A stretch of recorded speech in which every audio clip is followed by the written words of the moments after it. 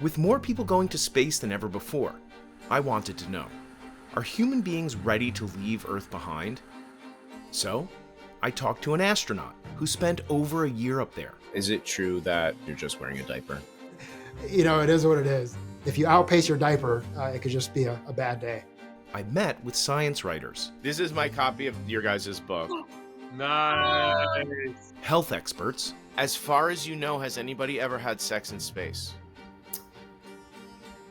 Love this question. And a man who paid $30 million to join Russia's space program. Where I would gladly volunteer for a one-way trip to live on Mars. So what did I learn? Taking Homo sapiens multiplanetary isn't just hard, it's almost impossible. Space can kill you rapidly or it can kill you slowly, but it's always trying to kill you. And even if this migration to the stars takes centuries, the decades in between are gonna get weird. ChatGPT, what would a real Mars colony look like? You're probably going to have to drink recycled urine. Protein sources might be insects, which isn't for me. You might die of cancer. You'll probably be living underground. Your bones and your vision and your muscles might be degrading. Maybe you'll be okay, maybe not. And you're going to be living in a small, cramped habitat with people you may or may not like. So how long can you actually last in space? Which dangers still stump even the scientists? And what if the hard part isn't the rockets and robots? It's us.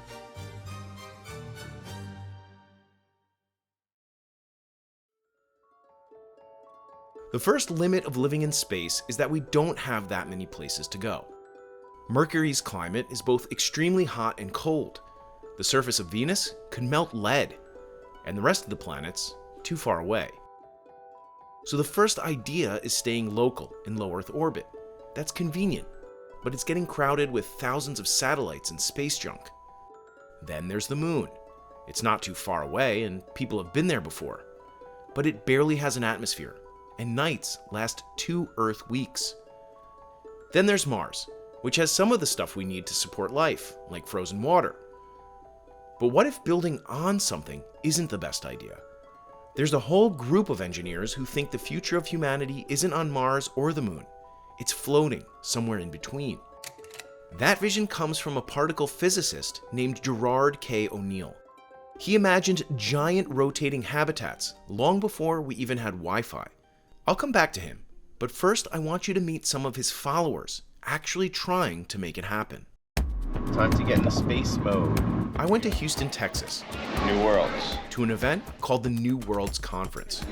Whoa. I want to get hit by it. Yeah, be careful with that. Look at how janky this looks. It's Space Expo meets Burning Man. Here's a astronaut. The event's founder, Rick Tumlinson, studied under O'Neill. We used to call ourselves Jerry's kids. He was a true visionary. He was like, let's go out there and build space solar power plants, and these communities will be funded by building these and selling energy to the Earth. And then New Worlds is where we can start bringing the tribe together and inspire those people who are going to go. Got it. Right? And give them a home. But by the way, you do have people coming to this event this time and probably in the past who are major space investors. Absolutely. There'll be a couple of billionaires in the audience. It's time for the Space Cowboy Ball Saturday night. I'm heading over there now. And y'all, I came prepared. The event culminates with the Space Cowboy Ball. Don't tell my wife or my rabbi that I was here. It's part networking, The best deals happen when you're at parties like this. part costume party. Brock, tell us what your outfit is. I'm a space pirate. As the people at the Space Ball partied like it's 2099, Rocket Man! I wandered through the empty exhibits at the Space Center Houston. From Skylab to 20 Mile space stations. Look, we got a guy taking a little shower break over there. Hi. Stuff that used to feel like pure sci-fi, it's starting to look kind of doable. So how do we get from something as Spartan as Skylab to O'Neill's full-on space cities? Good evening for Roundtable. I'm Harold Hayes. The most mind-boggling idea comes from the mind of a professor of physics named Gerard Kitchen O'Neill. This is something which we feel could be made as a first model space colony for about the cost of the Apollo project. O'Neill didn't just imagine floating cities. He detailed how to build them, starting with materials from the moon. It's probably a rotten place to live, but as a mining source, it's great. Lunar soil, called regolith, contains oxygen, aluminum, iron, and silica, and could theoretically be used to make fuel, glass, and solar panels.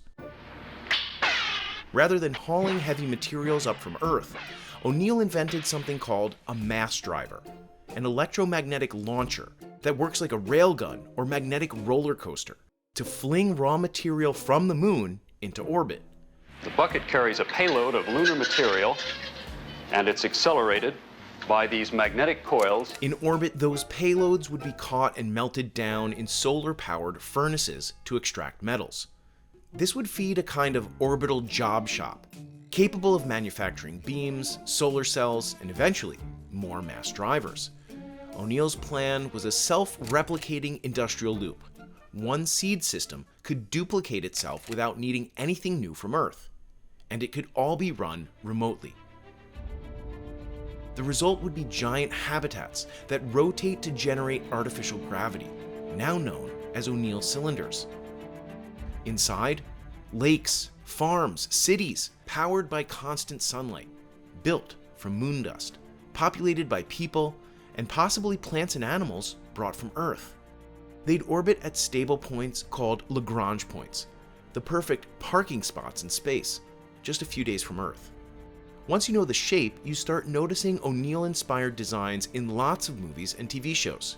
Here's Babylon 5. Humans and aliens wrapped in 2,500,000 tons of spinning metal, all alone in the night. And the craft seen in the movie Interstellar. We're not meant to save the world. We're meant to leave it. Ready-made space colonies, no long trips to Mars required. In his original notes, O'Neill admitted this vision might take centuries, but it remains one of the most compelling and fully thought out ideas for how humans could live long-term in space. O'Neill passed away in the 90s, but his legacy lives on. And one of his most famous students is closer than ever to bringing this dream into reality. We can have 1 trillion humans in the solar system, which means we'd have 1,000 Mozarts and 1,000 Einsteins. This would be an incredible civilization. Just imagine, prime one-day shipping for 1 trillion people. Jeff Bezos has been a space nerd since he was a teenager. Then, as an undergrad at Princeton, he attended seminars with O'Neill. So far, he's taken celebrities on suborbital rides with his company Blue Origin. But now, he's going for something much more ambitious. Landers on the moon, built to unlock its buried treasure. The scientific term for this quest is in situ resource utilization, or ISRU. And if humans can't figure it out, the entire future of living in space could fall apart. Here's the problem. Even with reusable rockets, arguably the biggest advancement in space exploration in recent years, it's still really expensive to launch stuff off Earth.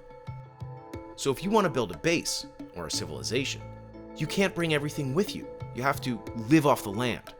That means taking dirt, ice, or atmospheric gases and transforming them into what you need: air, water, and fuel. Blue Origin has already isolated near pure silicon and other elements from simulated moon dirt in a lab. Next, they want to do it on the moon to extract materials for solar panels and maybe even manufacture them right there on the surface.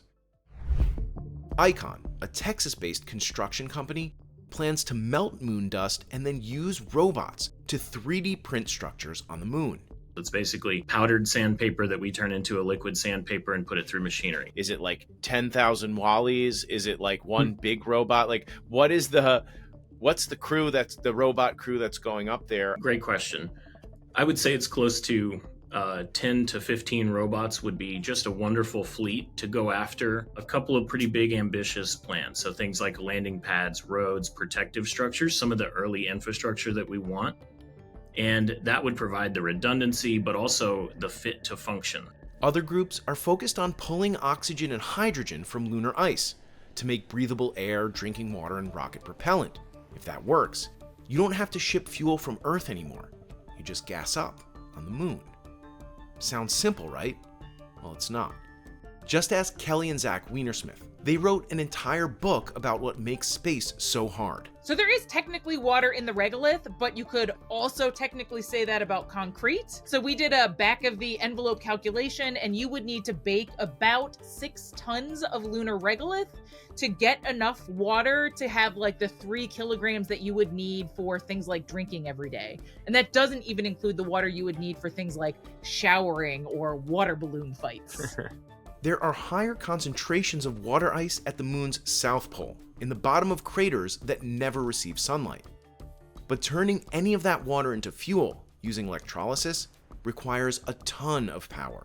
When you're making the propellant to go to Mars on the moon, that's when you need the megawatt or so. And the moon only gets sunlight for half the month, which makes getting all your energy from solar a challenge. And so that's why we're a big fan of nuclear fission power for the moon, to be able to make enough power to do propellant production at scale.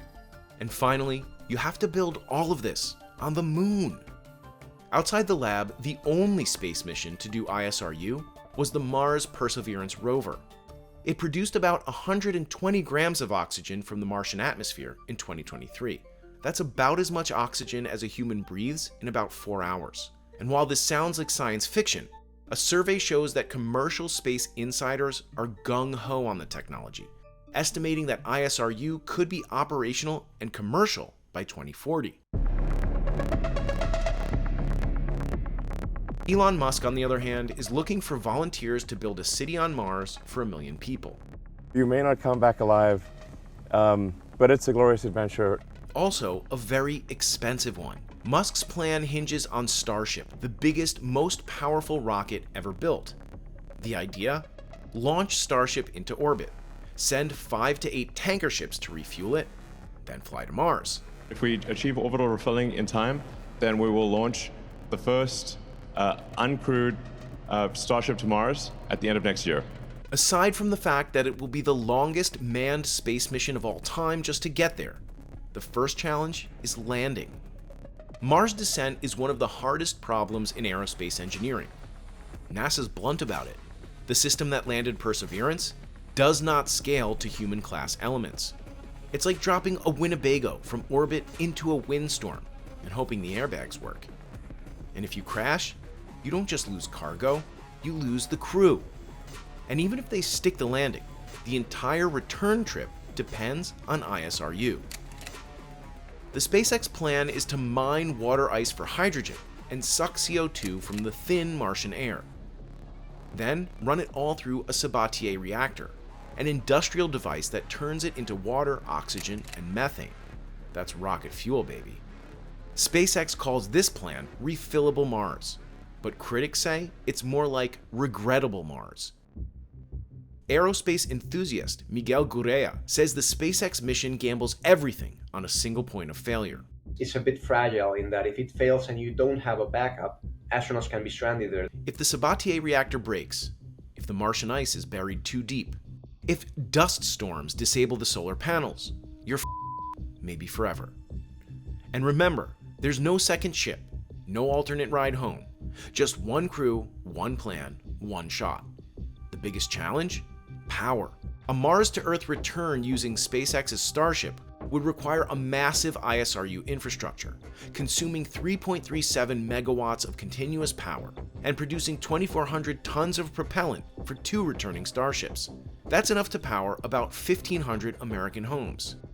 It's equivalent to a solar farm the size of 20 football fields, delivered to Mars, fully operational, and able to run 24/7 for over a year. But Mars is dusty, very dusty. Dust storms can last weeks and even months, and they happen about 40 to 50% of the time during a standard 2-year Mars mission. That means your solar array could get buried, just when you need it most. Gurrea's alternative? Send smaller missions. Pre-deploy the fuel, use multiple vehicles, and build in backups. It's not flashy, but it's safer. And even if you survive, the final boss awaits. Launching off Mars. We've never done it before, not even with robots. NASA's current concept for a Mars ascent vehicle would require over 25 tons of fuel to get 4 people back into orbit. Whether it's Bezos building moon factories or Musk betting it all on Martian methane, ISRU is the linchpin of the 2 most prominent off-world plans. Until these companies prove they can mine ice, generate megawatts of power, and build chemical plants on alien worlds, the dream of living in space is just one broken Sabatier reactor away from becoming a very expensive camping trip. And with odds like that, who's actually going to take the 2 to 3 year trip to Mars? Only someone who spends most of their adult life preparing for it.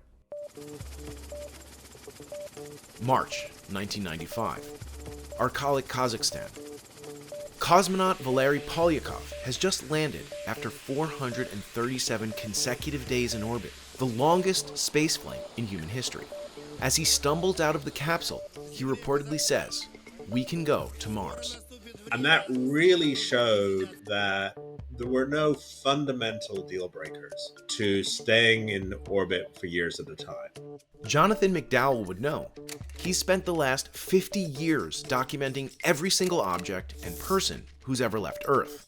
I'm the chronicler of the space age. I try and be the journal of record for what actually happened in outer space. He's currently got 200 bookcases and counting, roughly 1,500 square feet of binders filled with space history.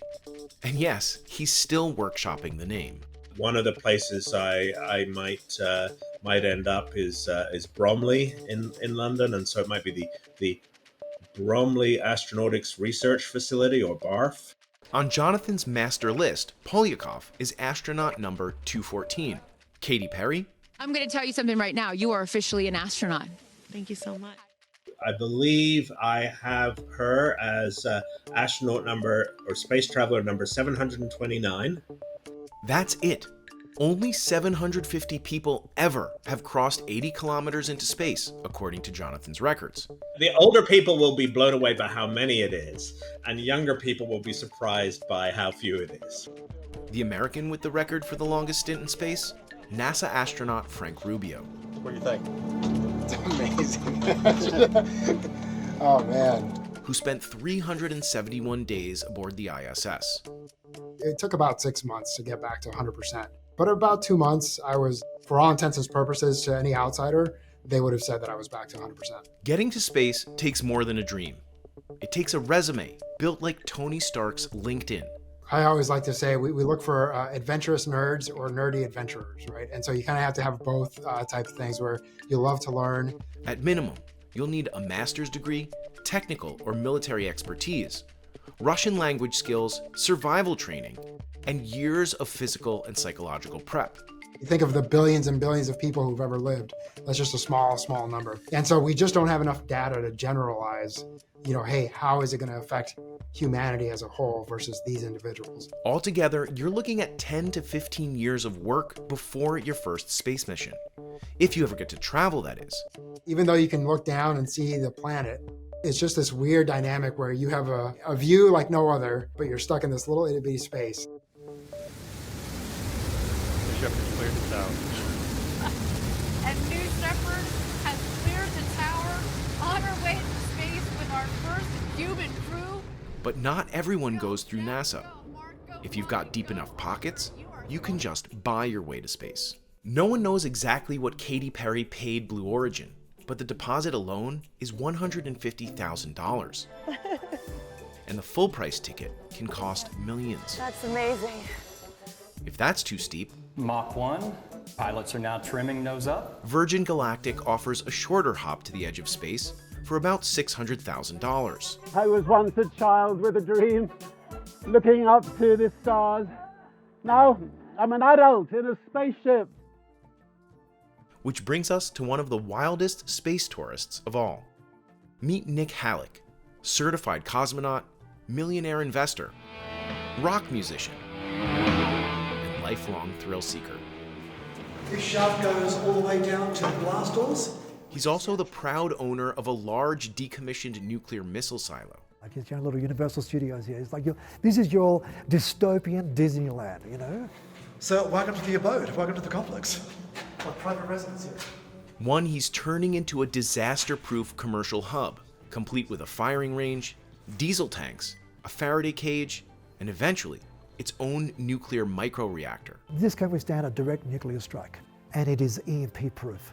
To Nick, it's not a doomsday bunker, it's an insurance policy. Well, I'm not a doomsday prepper, I'm an entrepreneur. I think what you're going to find is a lot of individuals culminating together with like-minded folk to ride out any turbulence or any storm out there in the marketplace. And I think that's where we are right now. Nick has spent tens of millions of dollars buying rare historic real estate.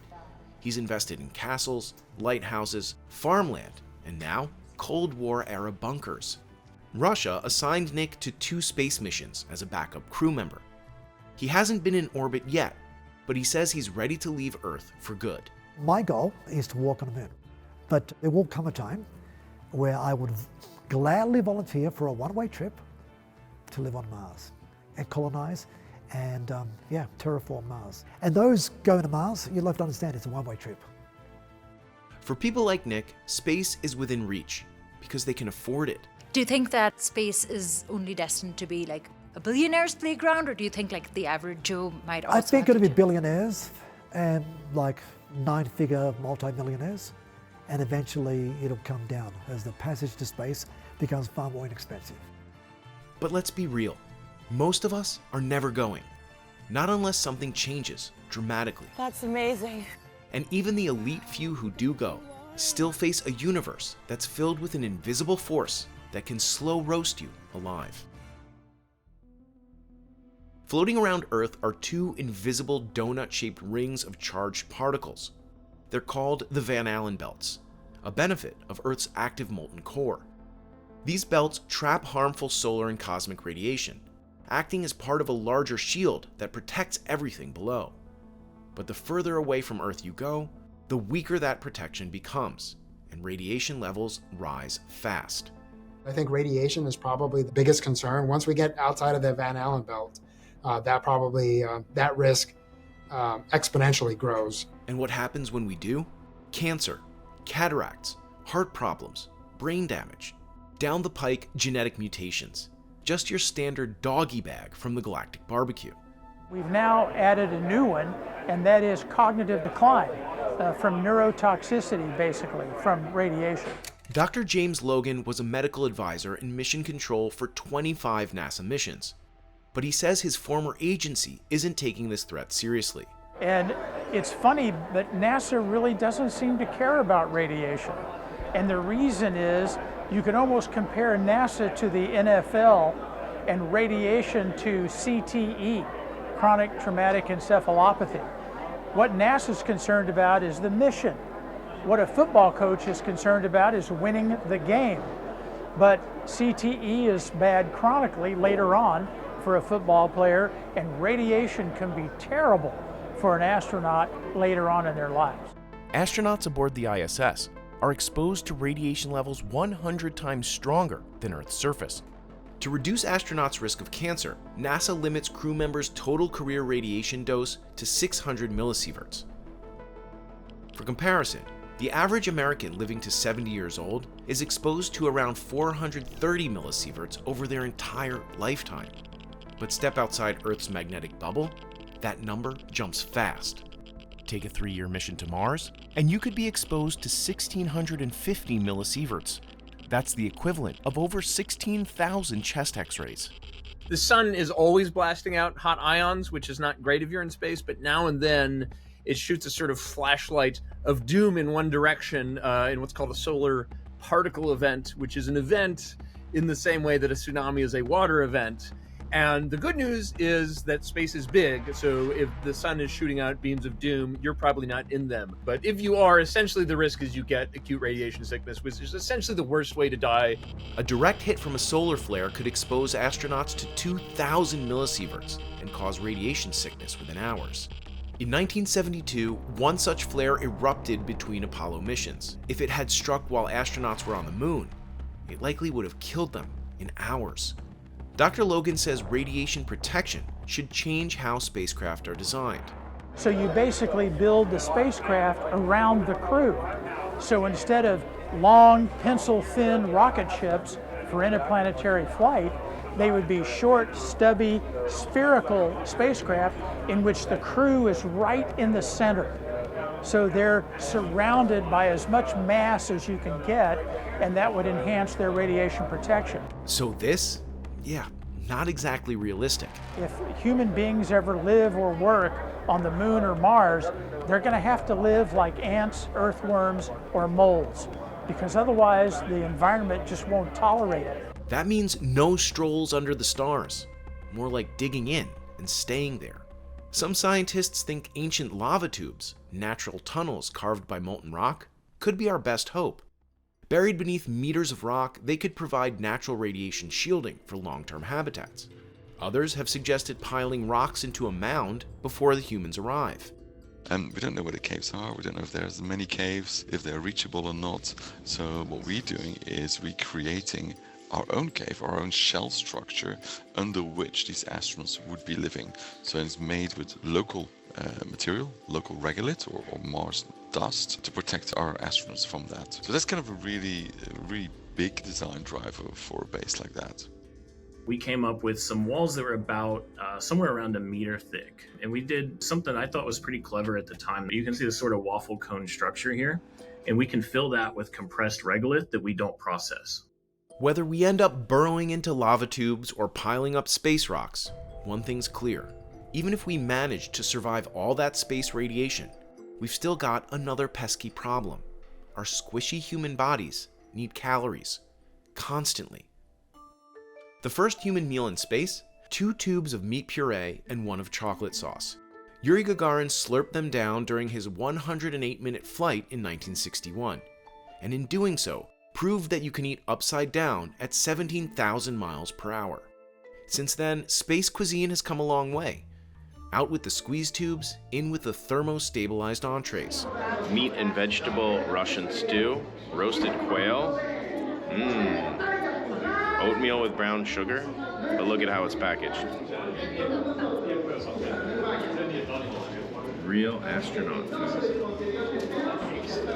What's this? Mac and cheese, anybody? You might notice there's all sorts of foods here. It's like opening the refrigerator. Today's astronauts rotate through menus curated by food scientists, designed to be balanced, shelf-safe, and ideally edible. Frank Rubio told us one of the biggest surprises. All the food in general was pretty good. I love seafood, and so I had them fly me a bunch of canned seafood.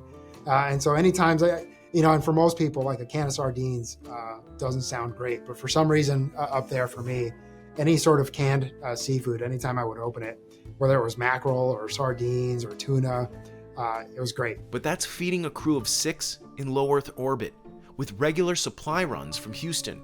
Try doing that for 1 million people, 34 million miles away. That's the real challenge. Most sci-fi movies show gleaming greenhouses on Mars, lush with crops and tended by astronauts in cool visors. In reality, the dirt alone is trying to kill you. It's called regolith. The loose, jagged rock and dust covering the moon and Mars is nothing like Earth soil. Breathe it in enough times and it scars your lungs.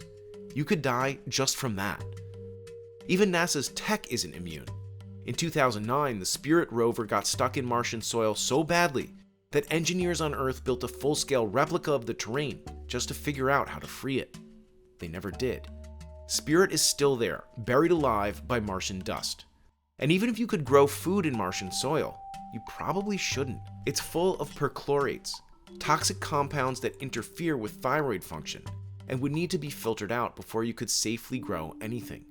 Martian soil has just a 1% concentration of perchlorates, but that's 400,000 times too toxic for humans.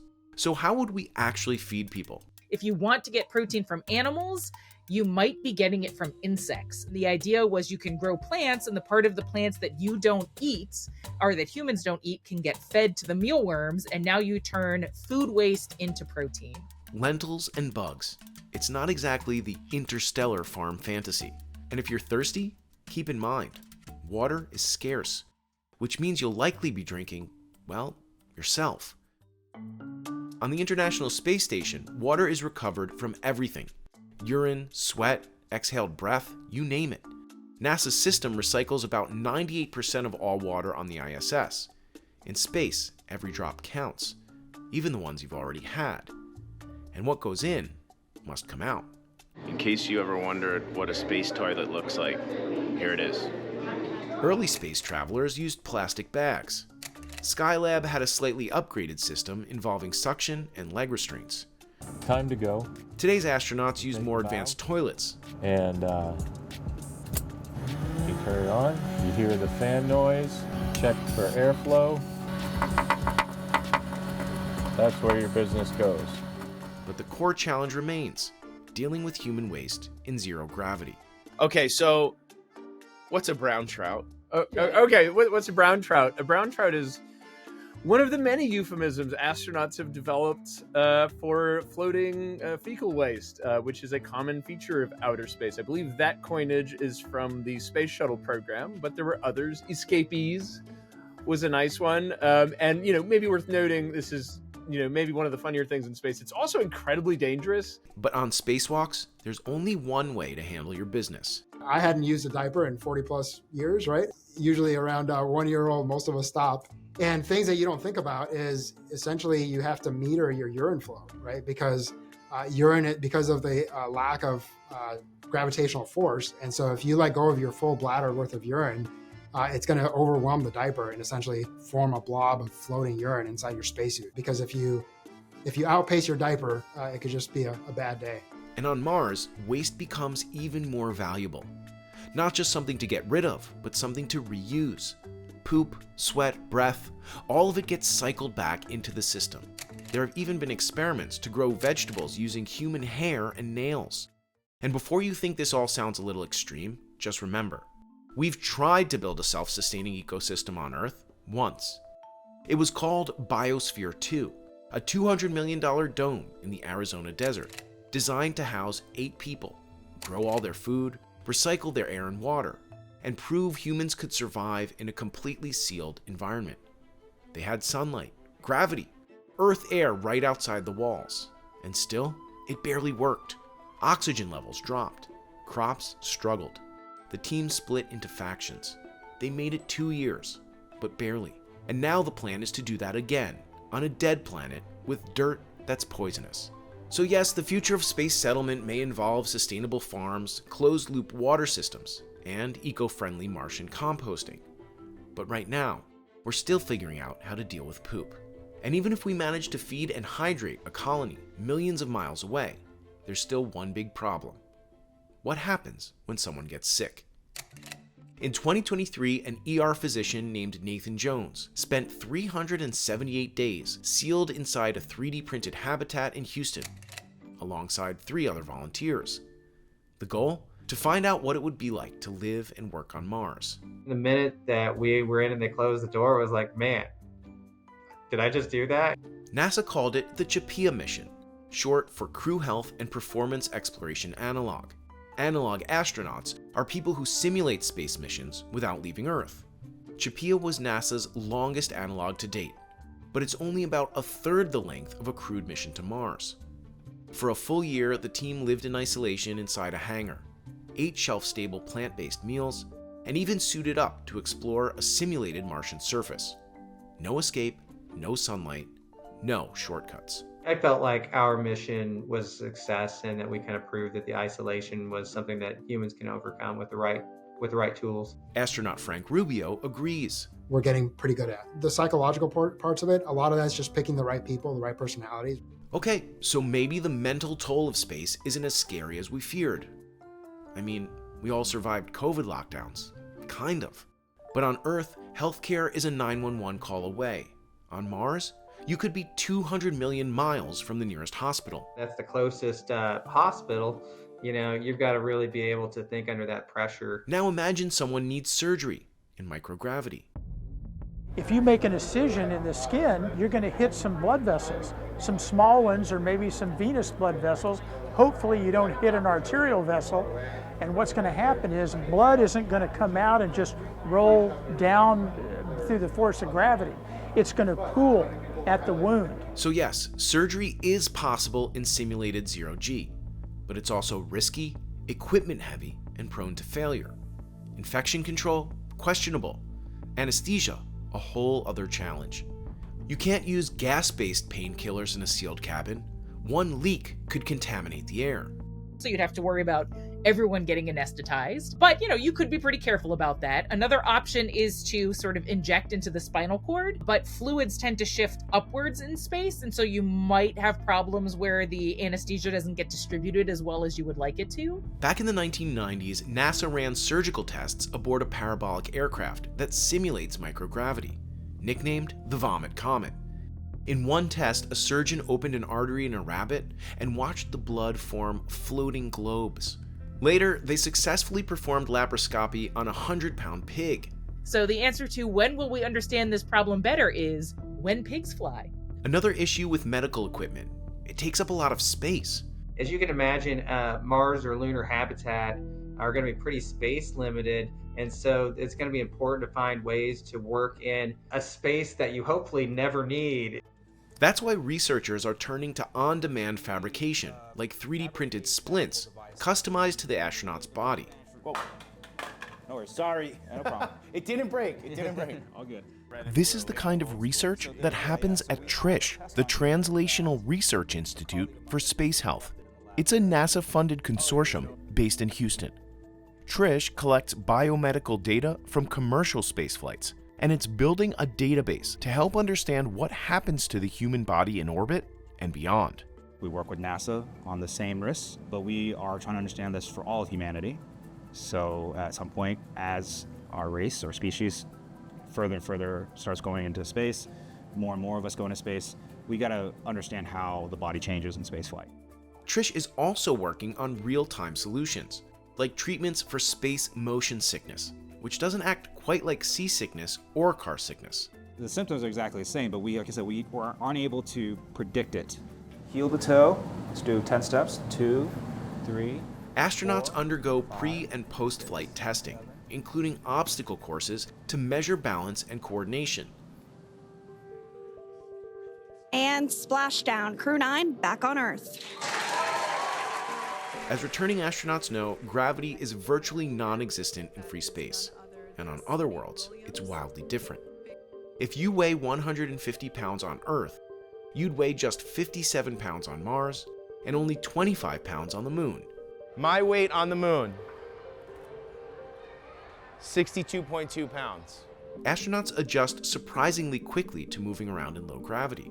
After about 8 months, you genuinely almost, not that you forget how to walk, but you forget what it feels like to walk, and floating just becomes your perfectly normal feeling day-to-day kind of moving yourself around. And so I think one of the things that surprised me the most is how adaptable our brain is. But while your brain adjusts, your body doesn't. In microgravity, your bodily fluids shift upward. And for the first couple of weeks, you feel really stuffy and just kind of like you have a head cold. And that's just due to all that extra volume in your head. And so your heart, for every stroke that it pumps, it now has a significantly greater volume. So the stroke volume is increased, and that puts a lot of stress on your heart. But perhaps the biggest challenge in zero-G is bone loss. Without gravity constantly pulling on your skeleton, your bones start to deteriorate fast. It hits the weight-bearing bones first, your spine, hips, and legs. That's why treadmills and resistance machines are essential in orbit. One of the most important, ARED, the Advanced Resistive Exercise Device. ARED uses 2 vacuum cylinders to recreate that resistance, an hour of intense work in to replicate the 24 hours worth of pressure that your bones would otherwise be feeling. Some scientists say the answer to all this is simple. Just spin the spacecraft. Rotating a habitat can simulate gravity through centrifugal force, like in the O'Neill cylinders. But there's a catch, and the Wienersmiths call it the washing machine effect. Which is that if you've ever had a washing machine and all the towels were on one side when it started spinning, it didn't just spin nicely, it started wobbling, right? Now, in your washing machine, that's a slight concern. In a rigid outer space structure, that's a terrifying concern. And so you try to imagine you've got a rotating space station, and then there's a Taylor Swift concert on one side. So everybody goes, right? Now you've created the washing machine problem. Depending on where the crack goes, maybe all of Taylor's audience gets sucked out into the void. So, do we bounce back after a stint in zero-G? NASA's landmark twin study helped answer that. Astronaut Scott Kelly spent nearly a year in space. His identical twin, Mark, stayed on Earth. When Scott returned, researchers compared everything, right down to the DNA. Many of Scott's physiological changes reversed after he came home, but some didn't. He came back with DNA damage from radiation, increased inflammation, slower cognitive processing, dizziness, and nausea on re-entry. And here's the catch. We've only studied zero gravity and Earth gravity. We know almost nothing about what happens in between. How does the body respond to living on Mars gravity or moon gravity for years? What we don't know, after 63 years of human spaceflight, we do not know the gravity prescription. We don't know the dose, we don't know the frequency, and we don't know the side effects. And there will be side effects. We just don't know them yet. Right now, it's an open question with no good answers. NASA has tried countermeasures, including one particularly strange solution: sucky pants. So the idea here is that you get into these pants, or in some cases it's a sleeping bag, and it creates lower pressure around the bottom of you, which results in the fluids up higher shifting down in response to that change of pressure. But sometimes it happens too fast, and there have been stories about cosmonauts sort of passing out as the fluids like go down into the sucky pants. And I've seen pictures of the sucky sleeping bag, and it doesn't look very comfortable. Turns out zero gravity makes it hard to stand, sleep, and snuggle. In the 1980s, engineer G. Harry Stine made a shocking claim. Sources inside NASA have informed him that there is work on, in neutral buoyancy tanks, having space sex. And so what do dolphins have to do with this? Well, there's a claim that what dolphins do is have what you might call scientifically obligate threesomes, in which, in order for two to clasp each other, there has to be a third wheel, a third flipper, I don't know, to make sure everyone's going in the right To hold them in place. Yeah. And so there's just, let's say, some problems with this idea, one of which is dolphins don't. And so they manage this feat just fine in the water by themselves. They're not the one, maybe there's some organism that actually does this, but it seems like evolution might have been, I don't know, having a late night, I don't know. Yeah. But what we figure is either someone at NASA or just someone was having a laugh with Stine, and Stine just bought it. Like, they apparently sent him a document with like their logo, like they had a club. And then anyway, so the point is the Three-Dolphins Club is supposedly assigned to anyone who had actually accomplished it in space. And which supposedly happened repeatedly on the shuttle. Again, according to Stine and no one else. We are skeptical. Every step of human reproduction, implantation, fetal development, delivery, evolved on Earth. In space, we're in the dark. As far as you know, has anybody ever had sex in space? Love this question. So there are, looking at it, I do not believe personally that intercourse has ever happened in space. To answer that question, self-activity has. Can I say the word masturbation on here? Self-activity has certainly occurred in space. Alex Leyendecker is the founder and director of the Advanced Space Life Research Institute. We're a 501c3 nonprofit research organization based in Cape Canaveral, studying the space life sciences, but a lot more specifically, human sexuality and reproduction factors as they apply to outer space. So far, science has never seen a successful mammalian pregnancy in space.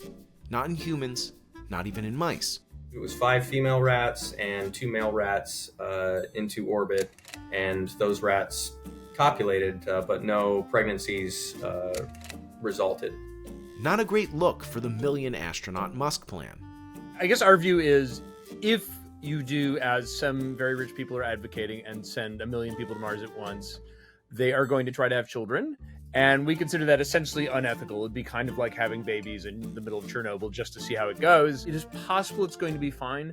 People in the early spacefaring days thought maybe it would be impossible to eat in space, and it just turned out you can.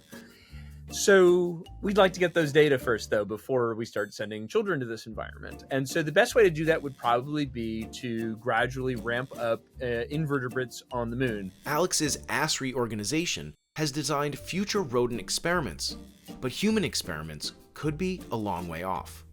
As we have it projected right now, we're looking at hopefully being able to have the first full-scale human conception, development, and live birth and delivery in space by 2055. But private space stations are coming soon.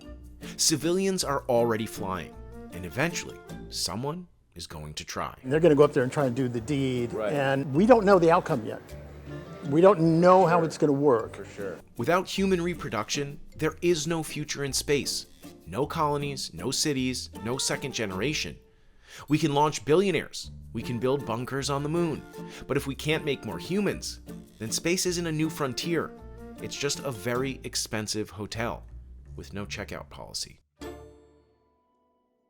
We've talked about fuel, food, gravity, radiation, and reproduction. But there's one more thing space explorers will have to figure out. Rules. So, according to the 1967 Outer Space Treaty through the United Nations, no individual or nation or company is supposed to go out and claim sovereignty over anything in space. But Elon Musk, in the Starlink Terms of Service, says that they're going to go out and start a nation on Mars and that the people on Mars will not be beholden to the laws of Earth. And so what concerns me is that the person who has the most money and the highest probability of actually starting settlements in space clearly plans to disregard international law. If a billionaire builds a habitat, hires a crew, and something goes wrong, whose court do you go to? There's no precedent, no sheriff, no enforcement agency. Space governance might sound boring until it isn't. Because when things go wrong in a sealed metal tube 34 million miles from Earth, you better know who's in charge.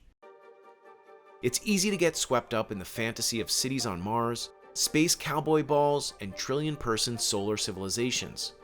But the truth is, we've barely figured out the plumbing.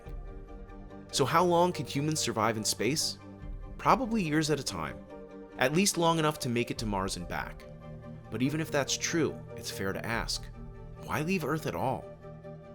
A 2023 Pew survey found that only a small fraction of Americans think sending astronauts to the moon or Mars should be a top NASA priority. Far more say NASA should focus on things closer to home, like climate change and asteroid defense. Can we, as humanity, live on Mars? I think with the mindset that we have, or the knowledge set that we have today, the answer would be no. But I think if you had asked any of us 20 years ago about certain technologies that we have now, right? Like, hey, are we ever going to have rockets that are landing their first stage back on Earth, right? Are we ever going to have humans that are living in space for more than a year? Heck, are we ever going to have all the capacity that a cell phone has, right? All of us would probably said no 20 years ago. So I think only time and creativity and engineering are the things that are not limited. So I think we can resolve any of those problems. It's just going to be a little bit of time and creativity, and we'll get there. Right now, civilization is not ready to expand to the stars. Not technically, not biologically, not politically. But that doesn't mean we won't try. If we continue on the same trajectory right now, we probably have another 90 to about 120 years of existence on this planet before we may become endangered. Because space has always been a mirror, reflecting not just our technology, but our fears, our ambition, and our imagination. We're all standing on the edge of this possibility. Yeah. And out there is this undiscovered country called the future. It's called the galaxy. It's called the universe. Okay. It's called hope. Okay. We need hope, man. And in space, even the skeptics in the end think that our only future will be among the stars. I have to admit I'm kind of a true believer when it comes to permanent human expansion in the solar system. I think it's real clear. We either leave the planet or perish. It's just that simple. And the universe doesn't seem to have a stake in the matter at all. It's almost like, we can do that and survive, or we can not do that and eventually perish. It is true, single planet species don't survive. To be honest, to the extent people see our book as a kind of like, let's never do this manifesto, we regret it. I mean, I don't think we say that anywhere. We're mostly pushing back against silly ideas or the idea that we can do this immediately or that it would be ethical to do it immediately. For us, doing it right means handling all these difficult medical problems, especially reproduction, handling the need to be able to create artificial ecologies on other planets that can sustain people safely, and then somehow finding a way to make a legal structure that allows all of this to be at least moderately harmonious so that we don't increase the danger to ourselves by expanding outward.